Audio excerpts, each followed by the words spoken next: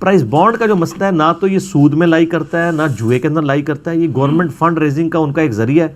مثلا انہوں نے بجٹ لانچ کیا ہے کسی جگہ پہ پل بنانا ہے 1 ارب روپے کا، اب ان کے پاس اس وقت 80 کروڑ ہے، 20 کروڑ کا انہوں نے ڈیٹ اٹھانا ہے، تو وہ پھر انسینٹیو دے دیتے ہیں کہ چلے ہم ایک پرائز بانڈ لانچ کر دیتے ہیں، اس سے 20 کروڑ کی فنڈنگ ہوگی، اور وہ یہ کہہ دیتے ہیں چلو جی ہمارے جو اس پروجیکٹ کی کاسٹ ہے وہ 1 ارب اور 3 کروڑ ہے، حالانکہ ہوتی 1 ارب ہے.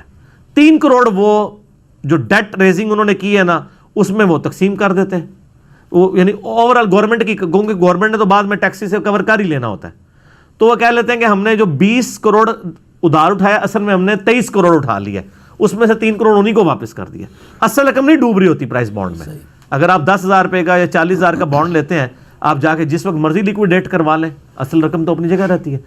باقی جو اس کو وہ وائٹ منی کرنے کے لیے استعمال کرتے ہیں نا وہ تو خیر غلط کرتے ہیں لوگ. پرائز بانڈ فی نفسی جو ہے نا وہ اس کا بالکل ایشو نہیں. سر یہ state bank of Pakistan prize bond release کرتا ہے، تو اصل میں ان کی منطق یہ ہوتی ہے کہ اگر کسی پروجیکٹ کے لیے 10 ارب چاہیے اور گورنمنٹ کے پاس اگر 4 ارب ہے تو وہ کہتے ہیں چلے 6 ارب کے ہم بانڈ ریلیز کر دیتے ہیں اور اس کی پرائس تھوڑی بڑھا کر یعنی 6.5 ارب کر لیں گے، اوپر سے جو منافع آتا ہے اس کو انہی لوگوں میں ڈسٹریبیوٹ کر دیں گے.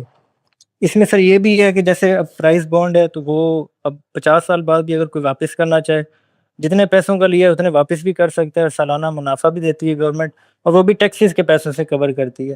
اب سر اس معاملے میں نے ریسرچ کی ہے، پاکستان میں واحد انجینئر علی مرزا صاحب اس معاملے پہ پراپرلی ایکسپلین کر کے انہوں نے بتایا کہ یہ بالکل ٹھیک ہے، اس میں کوئی بات نہیں ہے. تو کائنڈلی آپ اس پہ اپنا دے دیں مجھے. اصول کے لحاظ سے یہ بات بالکل ٹھیک ہے. پروجیکٹ فائنانسنگ کوئی ممنوع چیز نہیں ہے، اس میں کوئی سود کا بھی سوال نہیں ہے. یہ وہی چیز ہے جس کو ہمارے ہاں مزاربت کہا جاتا ہے. یعنی بہت سے لوگ کسی پروجیکٹ پر کام کرتے ہیں اور بعض لوگ اس میں سرمایہ لگا دیتے ہیں. میں نے اس کے لیے جو تعبیر اختیار کی ہے وہ پرنسپل سیکیورڈ فائنانسنگ کی ہے. یعنی آپ فائنانسنگ کرتے ہیں، سرمایہ لگاتے ہیں، سرمایہ کاری کہہ لیجئے، اور اس میں آپ کو ضمانت دی جاتی ہے کہ آپ کو کوئی نقصان نہیں ہوگا. اس میں بھی کوئی حرمت کا پہلو نہیں، یہ بالکل جائز ہے.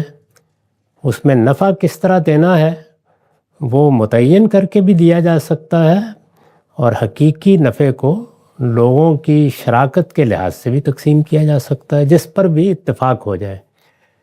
یہ بات سمجھ لیجئے کہ دین میں 2 ہی چیزیں ہیں جن کا خیال رکھنا چاہیے عام آدمی کے لحاظ سے. ایک یہ کہ وہ سود سے بچے. سود کا تعلق قرض سے ہے، وہ کسی فائنانسنگ سے، کسی کاروبار سے، کسی بیع و شراء سے متعلق ہی نہیں ہوتا. جب آپ قرض دیتے ہیں یا قرض لیتے ہیں تو اس میں سود کا سوال پیدا ہوتا ہے. اور دوسرے یہ کہ کسی بے انصافی سے بچا جائے. اللہ تعالیٰ نے ہم سب مسلمانوں کو ہدایت کی ہے کہ ایمان والو لا تاکلوا اموالکم بینکم بالباطل، ایک دوسرے کا مال بے انصافی کے ساتھ باطل طریقوں سے کسی کو نقصان پہنچا کے، کسی کو دھوکہ دے کے نہ کھاؤ. تو انصاف کا لحاظ رکھیں. اس کے بعد بیع و شراء، کاروبار، اس طرح کی شراکت، مزاربت سب بالکل جائز ہے. ان میں یہ دیکھ لینا چاہیے کہ کہیں کوئی بے انصافی نہ ہو رہی.